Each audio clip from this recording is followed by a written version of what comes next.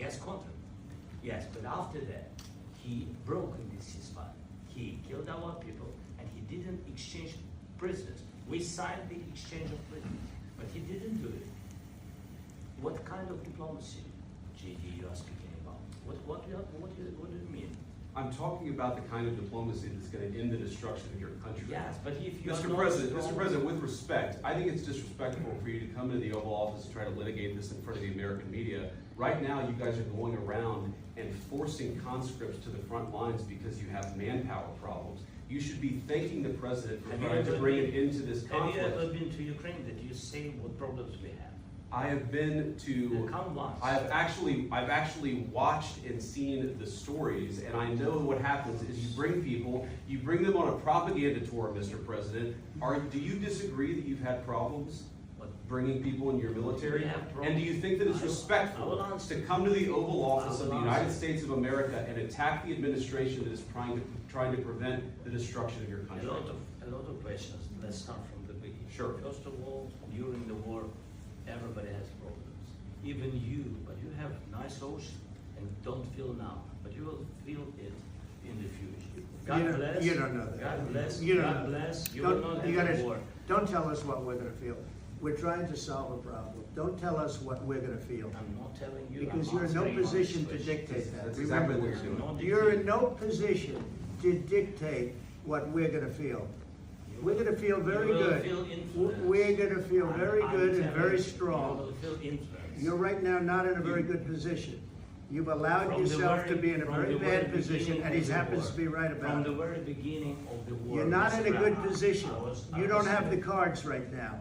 With us, you start having cards. But right now, you don't. Yeah, you're playing cards. You're playing cards. You're gambling with the lives of millions of people. You're gambling with World War III. You're gambling with World War III.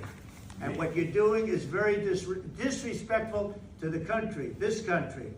It's back to you. Far more than a lot of people said they should have. Have you said thank you once this entire meeting? No, in this entire meeting, have you said thank you? You went to Pennsylvania and campaigned for the opposition in October. Offer some words of appreciation for the United States of America and the president who's trying to save your country. Please, you think that if you will speak very loudly about the war, He's not speaking loudly. He's not speaking loudly. Your country is in big trouble. Wait a minute. No. You've done a lot of talking. Your country is in big trouble. I know. You're not winning. You're not winning this. You have a damn good chance of coming out okay because of us. Mr. President, we are staying in our country, staying strong from the very beginning of the war. We've been alone. And we are thankful. I said thanks. You haven't been alone. You haven't been alone. We gave you, through this stupid president, $350 billion. We gave you military equipment, and your men are brave, but they had to use our military. If you didn't have our military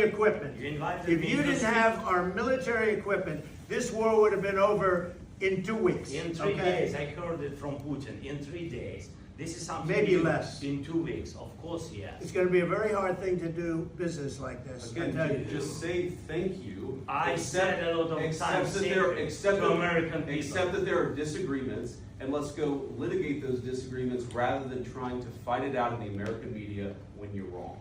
We know that you're wrong. But you see, I think it's good for the American people to see what's going on. I understand, sir. I think it's very important. That's why I kept this going so long. You have to be thankful. You don't have the cards. You're buried there. Your people are dying. You're running low on soldiers. Listen, you're running low on soldiers. It would be a damn good thing.